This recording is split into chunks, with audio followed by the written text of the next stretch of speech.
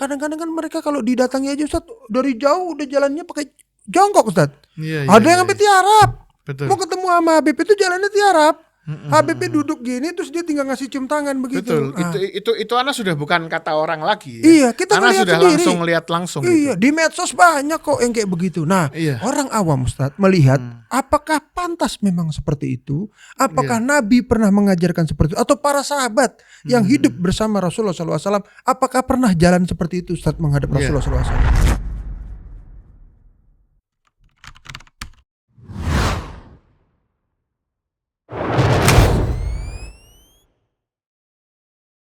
Iya, Rasulullah SAW itu orang yang penuh ketawaduan. Ya, disebutkan dalam satu hadis bahwasanya Rasulullah itu selesai sholat subuh kalau nggak salah, maka Rasulullah meminta salah seorang istrinya untuk menyediakan makanan untuk sahabat, karena sahabat tetap duduk di masjid, nggak langsung pulang, ya sampai waktu duha. Iya, maka Rasulullah minta salah seorang istrinya untuk menghidangkan makanan, maka dihidangkan makanan di nampan ya.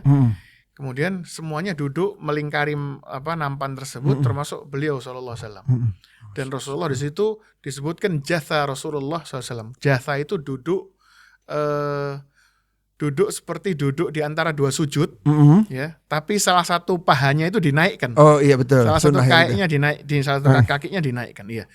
Ima seperti itu atau memang betul-betul seperti orang yang duduk di antara dua sujud. Itu jatha namanya. Maka Rasulullah duduk juga seperti itu. Maka ada seorang Badui yang kaget. Ya, mahadha ya Muhammad. Ente kok duduk seperti ini ya Muhammad? Ente ini raja, ente ini pemimpin, kau ini nabi. Orang Badui emang kalau ngomong kalau nggak disaring. Maksudnya, mahadha ya Muhammad. Masa ente duduk seperti ini? Sama yang lain sama gitu loh. Maka Rasulullah mengatakan, innallaha ja'alani abdan kariman. Sesungguhnya Allah menjadikan aku ini hamba yang karim, hamba yang lembut, yang mulia, ya, enggak sombong. Walam yaj'alni jabbaran anidan. Kama qala Rasulullah. Dan Allah enggak menjadikan aku hamba yang angkuh, sombong, ya maunya ngebos. Enggak, itu bukan sifatnya Rasulullah sallallahu alaihi wasallam. Ya, bahkan orang-orang kafir itu kalau datang ke pengajiannya Rasulullah, ya Rasulullah duduk sama para sahabatnya, orang kafir ini nanya, ayyukum Muhammad? Yang mana gitu? Lah ya, mana di antara kalian yang namanya Muhammad? Tandanya apa? Tandanya nggak ada perbedaan antara penampilan Rasulullah SAW dan penampilan sahabatnya. Dan duduknya juga nggak beda. Karena kalau Rasulullah duduknya di tempat yang tinggi, ya, sudah ketahuan sudah. Ini Muhammad sudah. Tapi orang itu tanya, ayyukum Muhammad? Mana di antara kalian yang namanya Muhammad? Ya. Maka siapapun ya orang yang mengaku sebagai pengikutnya Rasulullah SAW, hendaknya dia berusaha untuk mengikuti ya tata cara kehidupan Rasulullah SAW. Bagaimana Rasulullah duduk bersama sahabatnya dengan keluarganya dan seterusnya. Tidak ada perbedaan, tidak ada perbedaan. Sangat tawadhu Rasulullah itu. Apalagi yang tiarap yang sampai jalan jongkok, wah udah melampaui batas ya. Melampaui batas. Dan Rasulullah ini orang yang selalu menjaga lisannya. Ya, bayangkan Anas bin Malik mengatakan khadamtu Rasulullah SAW 10 sanah. Aku menjadi pembantunya Rasulullah 10 tahun.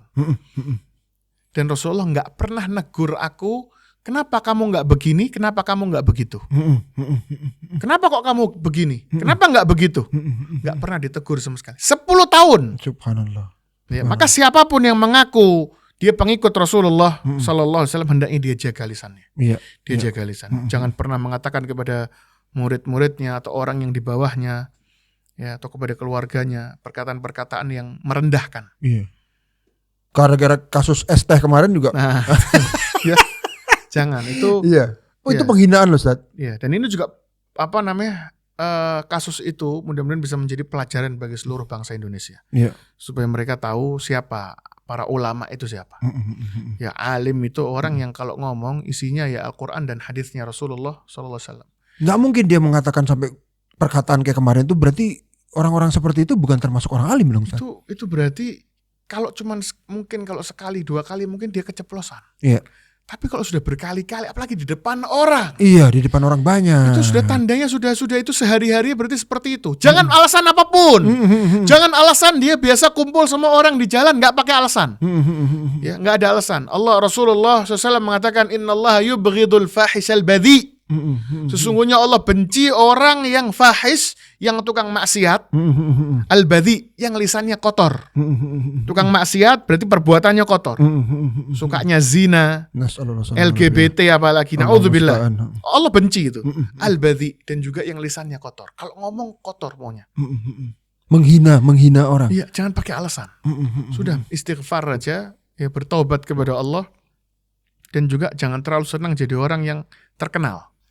Ya, maka nasihat-nasihat Kan lagi jabatan lagi bagus tuh Ustaz. Iya. Terus diundang banyak orang. Ya alhamdulillah sekarang semua Allah disuruh tawadhu. Iya, cuman beberapa lama akhirnya Betul. Allah cabut semua itu. Alhamdulillah. Semua Subhanallah. Allah biar belajar ya. Iya. Biar belajar, biar ngaji lagi, dibuka lagi Al-Quran, buka lagi tafsirnya, buka lagi hadis Rasul, biar jadi orang yang lebih baik. Iya. Dan itu kesempatan itu dia masih punya kan Ustaz. Dia masih hidup kan, dia masih bisa rujuk, dia masih Sangat bisa masih kembali. bisa. Iya ya. Sangat masih Dan bisa. kita tidak benci sama dia loh Ustaz. Ya. Bukan, jelas. Kita tidak benci sama yang mengatakan yang Betul. menghina orang, yang menghina ST itu, kita tidak benci Betul. dia. Tentunya kita berharap dia menjadi sosok yang lebih baik lagi. Betul. Karena dia juga punya masa, kita Betul. berharap dia menyampaikan ilmu. Betul. Subhanallah. Betul, kita Alangkah hanya menyayangkan indahnya saja. Betul. Alangkah indahnya orang yang punya masa, dia menyampaikan ilmu, terus dia dapat jabatan, terus dia amanah dengan jabatannya. Betul, Masya Allah. betul. Dan juga yang ana ingin sampaikan juga bahwasanya punya masa itu bukan tujuan. Oh, gitu. Ya, bahwasanya Rasulullah sallallahu alaihi wasallam mengatakan, ya, uridat alayyal umam. Bahwasanya Allah SWT menampakkan kepadaku semua umat-umatnya para nabi. Ditunjukkan sama Allah. Umat dari mulai nabi yang pertama sampai nabi terakhir. Ya, maka Rasulullah mengatakan, fara'aitu nabiyyan ma'ahu rahat. Aku ngelihat nabi pengikutnya cuman nggak sampai 10 orang. Wa ra'aitu nabiyyan ma'ahu rajulun aw rajulan. Aku ngelihat nabi pengikutnya cuma 1 atau 2 orang. Subhanallah. Bahkan Nabi. kata beliau, wa ra'aitu nabiyyan wa laisa ma'ahu ahad. Aku ngelihat nabi nggak ada pengikutnya. Ini coba kita renungkan sejenak ya. Nabi nggak ada pengikutnya. Padahal kan lisannya banyak wahyu. Semuanya wahyu. Ini orang dibantu sama Allah. Ya, dia bermunajat kepada Allah, bahkan dia bermunajat alias punya hubungan khusus dengan para malaikat, nabi-nabi itu, malaikat Jibril diantaranya. Ya, sama Allah dijadikan akhlaknya paling mulia, ilmunya yang paling tinggi, ketakwaannya paling luar biasa, ibadahnya paling semangat. Tapi kata Rasulullah apa? Walaysa ma'ahu ahad.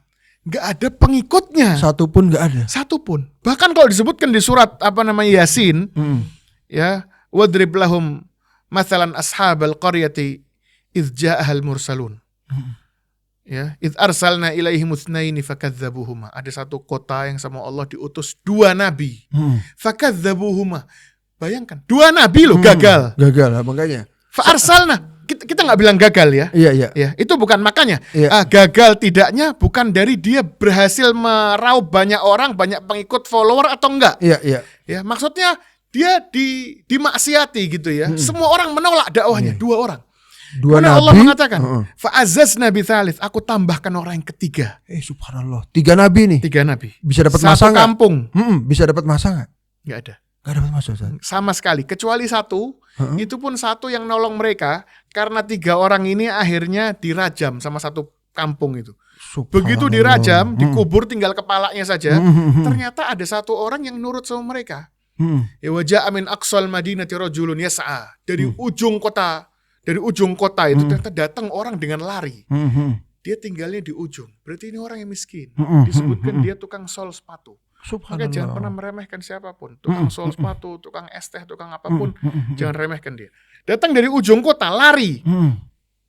Mau menyelamatkan nabi ini. Wa ja'a min aqsal madinati rajulun yas'a qala ya qaum ittabi'ul mursalin. Wahai kaumku, ini harusnya kalian turuti ini perkataan nabi ini. Ini nabi, ittabi'ul mursalin. Ikuti orang yang diutus kepada kalian. Ittabi'u man la yas'alukum ajran wa hum muhtadun. Ikuti orang yang enggak minta upah kepada kalian. Iya, dia nggak minta upah kan semua. Ini enggak minta upah. Ini enggak mengganggu dunia ente. Ini enggak ganggu urusan politik kalian. Iya, betul. Ini dia enggak mau nyalon apa menyaingi raja kalian, enggak. Enggak ada jabatan yang diincar, enggak. Sama sekali. Wahum muhtadun, dan dia orang-orang yang dikasih hidayah sama Allah. Ya. Dan pada akhirnya orang ini ternyata akhirnya digebukin juga sama orang sekampung itu. Oh, kena sasaran juga. Iya, digebukin juga, disebutkan sampai tulang-tulangnya itu remuk. Allah musta'an. Sampai mati akhirnya, ya. Begitu mati kemudian dia mengatakan qala ya laita qaumi ya'lamun. Dia ketika mati sama Allah langsung dimasukkan ke surga. Maksudnya sama Allah dimasukkan orang kalau meninggal dia orang yang beriman kepada Allah, kuburannya kan sama Allah dibukakan pintu ke surga. Sehingga datang anginnya surga, sebagian kenikmatan surga. Impian. Makanya dia dibukakan pintu dibukakan pintu jadi ke surga. kena anginnya surga. Lalu bisa mencium sebagian baunya, kenikmatan surga dia dapatkan. Ya, maka dia mengatakan qala ya laita qaumi ya'lamun. Ya Allah, coba seandainya kaumku tahu ini.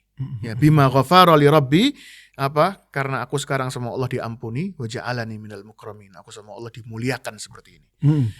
Ya, jadi intinya adalah apa? Nabi atau seorang dai atau seorang ustadz itu tidak harus punya banyak follower. Nggak harus punya banyak follower. Ya, kadang-kadang anak juga ketawa ada quotes yang bertebaran di medsos ya. Ada quotes orang-orang Jawa, dia mengatakan bahwasanya agak-agak lucu ya. Dia mengatakan kere ora dosa, ya. Sugih nggak wajib. Iya. Jadi orang kaya tuh nggak wajib, jadi orang miskin nggak dosa. Iya, betul. Jadi kalaupun dengan kita berdakwah, kita keliling kemana-mana, ternyata nggak ada followernya, tenang. Itu nggak wajib banyak follower. Kita sudah menyampaikan, pahala pun sudah dapat, Ustaz. Dapat. Dan itu pun sudah sukses, sudah berhasil kalau sudah menyampaikan. Iya. Bahkan Nabi Nuh alaihissalatu wassalam. Nabi Nuh itu Allah mengatakan, ya walaqad arsalna Nuhan ila qaumihi falabitha fihim alfasanatin illa khamsina ama. Allah mengatakan, ya aku utus Nuh kepada kaumnya, maka dia tinggal di kaumnya 1000 tahun kurang 50, 950 tahun. Dakwahnya aja tuh 950 tahun. Ya, ditambah lagi dia punya umur 40 tahun, 950 tahun itu sampai banjir. Berarti setelah banjir dia masih ada umurnya lagi, Nabi Nuh itu. Dakwahnya tok 950 tahun. Dan Nabi Nuh, antum tahu ketika Nabi Nuh sama Allah diperintahkan untuk membangun kapal, yang ikut itu kata ahli tafsir hanya 80 orang saja. 950 tahun cuma 80 orang. 80 orang. Ini baru dakwah kemarin sore, dia pengen semua orang ikut. Iya. Dia mau kepengen followernya jutaan nih ya Ustaz. Ya, jadi kebanggaan kan kadang-kadang. Iya, jadi perlu menjadi renungan buat kita ya. Nabi Nuh 80 orang saja setelah berdakwah 950 tahun, dan dia Nabi Nuh, nabi yang sangat mulia.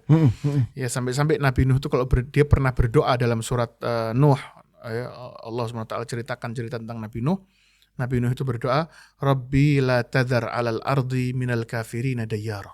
Ya Allah, janganlah engkau sisakan satu pun rumahnya orang kafir di muka bumi ini. Satu pun rumah orang kafir jangan kau sisakan ya Allah. Innaka intadharhum yudhillu ibadaka.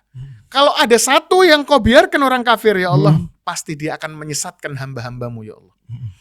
Yudhillu ibadaka,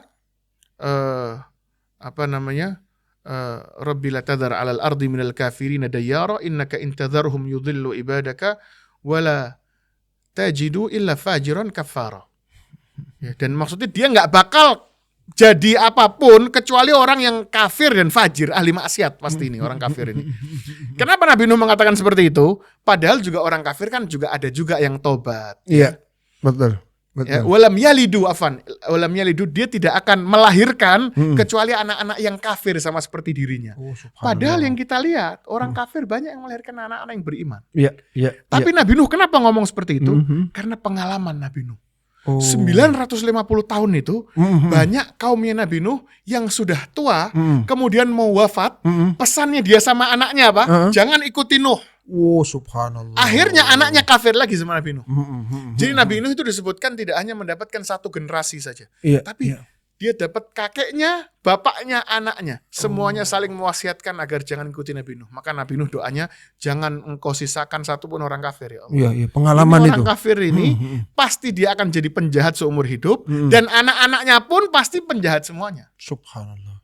Meskipun kenyataannya enggak, tapi ini berdasarkan pengalaman beliau. Iya. Dan wajar Nabi Nuh meminta itu sangat berdasarkan wajar. Pengalamannya beliau, Ustaz. Masya Allah. Jadi orang-orang yang berdakwah kemarin sore, yang dia baru belajar, apalagi belajar masih kurang, dia mau dakwah, dia mau semuanya yang didakwahin ikut. Itu mungkin harus rujuk lagi Ustaz ya. Betul, Jadi harus kembali belajar lagi dulu. Jangan berharap. Jangan terlalu berharap followernya banyak. Iya. Tenang aja, yang penting dakwah aja. Iya. Yang penting dakwah, minta sama Allah ikhlas. Iya. Minta terus sama Allah ikhlas ya, karena kata para ulama ikhlasu sa'ah najatul abad. Atau sebelumnya sampaikan firman Allah SWT, wa ma umiru illa liya'budullaha mukhlishina lahuddin hunafa. Manusia tidak diperintahkan oleh Allah kecuali untuk beribadah dengan ikhlas. Jadi kalau ibadahnya enggak ikhlas, ya itu bukan perintah Allah. Enggak diterima sama Allah. Iya. Ya, dan para ulama mengatakan ikhlas susah najatul abad. Kalau kita bisa ikhlas sebentar, kita akan selamat selama-lamanya. Ikhlas di dunia sebentar ini, selamat kita di akhirat nanti. Pokoknya udah menyampaikan, sudah berhasil. Gitu ya Ustaz ya. Sudah menyampaikan, kita juga berusaha untuk mengamalkan hal tersebut, itu tentunya ya. Ya, jangan lupa ngamalin Ustaz ya. Betul, ya, karena di antara perkataan para nabi dalam Al-Qur'an itu, Nabi Hud itu dia mengatakan, ya, wa ma uridu an ukhalifakum ila ma anhakum anhu. Nabi Hud mengatakan, dan aku tidak ingin menyelisihi apa yang aku dakwahkan kepada kalian. Jadi aku dakwahkan hal seperti ini, aku juga berusaha untuk mengamalkannya. Aku mewasiatkan kepada kalian untuk menahan hawa nafsu. Aku juga bukan orang yang nggak punya hawa nafsu. Aku punya hawa nafsu, tapi aku berusaha untuk tekan itu. Jadi ayo bareng-bareng. Nabinya juga ngajak bareng-bareng untuk masuk surga. Kalau bareng-bareng biasanya lebih ringan Ustaz. Kalau bareng-bareng biasanya lebih ringan. Jadi sama-sama berusaha untuk bertakwa kepada Allah Subhanahu Wa Taala gitu. Ustaz, ini kita ngobrolnya asik Ustaz. Ana berharap antum ngasih waktu luang lagi untuk kami Ustaz, karena kami mendapatkan manfaat banyak Ustaz dari sini Ustaz. Jadi insya Allah Ustaz, kalau antum ada waktu luang lagi, kita sambung lagi Ustaz. Siap. Iya, insya Allah kita biar jangan berhenti untuk kita menyampaikan Ustaz. Barakallahu fiik Ustaz, jazakallah khair. Insya Allah kita sambung lagi. Teman-teman podcast, kita sambung lagi insya Allah bersama Ustaz Rizky. Kita tutup dengan kafaratul majelis. Subhanakallahumma bihamdik, asyhadu an la ilaha illa anta astaghfiruka wa atubu ilaik. Assalamualaikum warahmatullahi wabarakatuh. Assalamualaikum warahmatullahi wabarakatuh.